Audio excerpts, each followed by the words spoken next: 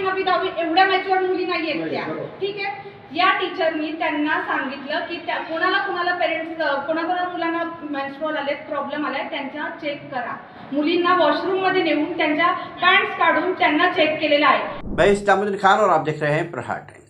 शाहपुर तालुका के एक नामी स्कूल के बाथरूम में खून की कुछ बूंदें मिलने के बाद स्कूल में पढ़ने वाली छात्राओं की जांच पड़ताल की गई कि आखिर किस छात्रा को मासिक आई है, किसने बाथरूम गंदा किया है।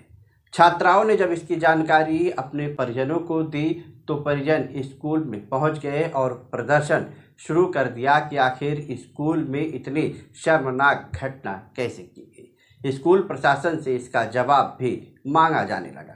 आखिर मामला जब बढ़ने लगा तो पुलिस भी मौके पर पहुंची और किसी तरह से लोगों को शांत कराया गया। आगे पुलिस इस मामले की तहकीकात कर रही है। क्या कुछ अभिभावकों ने कहा है, आपको सुनाते हैं।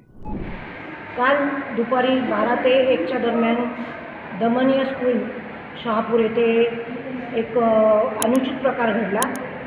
काल शाळेमध्ये पाणी नव्हतं आणि काल कोणीतरी मुली वॉशरूमला गेल्या, तर कोणत्या तरी मुलींचे पिरियड्स आले होते, तर चुकून हात तिथे भिंतीला लागले आणि हे तिथल्या मावशी लोकांनी मॅडमला सांगितलं. मॅडमनी ते लगेच चेक केलं, फोटो काढला आणि सगळ्या शाळेतल्या सगळ्या मुलींना जवळजवळ 600 मुली इथे शिकतात, तर 600 मुलींना इथे बोलवलं आणि प्रोजेक्टरवर ते सगळं फोटो काढून दाखवलं की हे कोणी केलं सांगा. आणि मुलींना आणताना अक्षरशः खेचून शाळेतनं वर्गातनं हॉलमध्ये घेऊन आल्या. असं केल्यानंतर प्रत्येक मुलीनंतर मग त्या मावशी लोकांना सांगितलं की या सगळ्या मुलींच्या पॅन्ट चेक करा. मग त्या सगळ्या मुलींच्या पॅन्ट चेक करण्यात आल्या हॉलमध्येच. ज्या मुलींना काही कळत नाही त्यांना काही कळलंच नाही काय झालं आहे, पण ज्या मुलींना कळलं होतं त्याच्यातल्या 10 मुलींचा पिरियड आलेला होता आणि मॅडम त्यांना खूप हॅरॅस करायला लागल्या. त्याच्यामुळे त्या इतक्या सगळ्या घाबरल्या की त्यांच्या अक्षरशः अवसान गेले आणि हे अमानवीय कृत्य करून थांबल्या नाही. तर म्हणे आता मी असं करीन तसं करीन, त्यांना धमक्या द्यायला लागल्या मॅडम.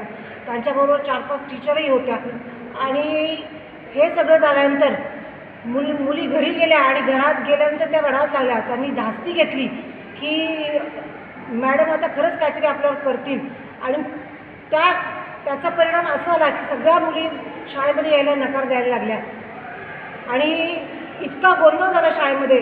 पॅरेंट्स विचारायला आले, काही कालच विचारायला आले. आजही 9 तारखेला सगळे पॅरेंट्स इथे विचारायला, परंतु मॅडमच्या चेहऱ्यावर एक अपराधाची भावनासुद्धा नाही. आणि हे कृत्य इतकं, मी आता तुम्हाला हे थोडक्यात सांगितलं, हे कृत्य इतक्या घाणेरड्या रीतीने केलं की त्याचं वर्णनही होत नाही. हे असं अमानवीय कृत्य आहे लहान मुलींसोबत करणं. काही मुलींना ते काय असतं हेही माहीत नाही आणि अशा वयात त्यांच्या बालमनावर काय परिणाम झाला आहे हे बघायलाही मॅडम तयार नाहीत. याचं खूप वाईट आहे. मी इथे मागणी करते त्यांच्यावर पोक्सोचा गुन्हा दाखल व्हावा, कारण की लहान मुलींना त्यांनी हॅरॅस केलेला आहे आणि त्यांना इथून सस्पेंड करण्यात आलं, कारण की मॅडमची इथे खूप मनमानी चालते. अगदी इथले प्रत्येक व्यक्ती सांगतो की मॅडम इथे खूप मनमानी करत असतात, खूप फी घेतली जाते, पण त्याप्रमाणे इथे कुठलीही सुविधा दिली जात नाही. झोप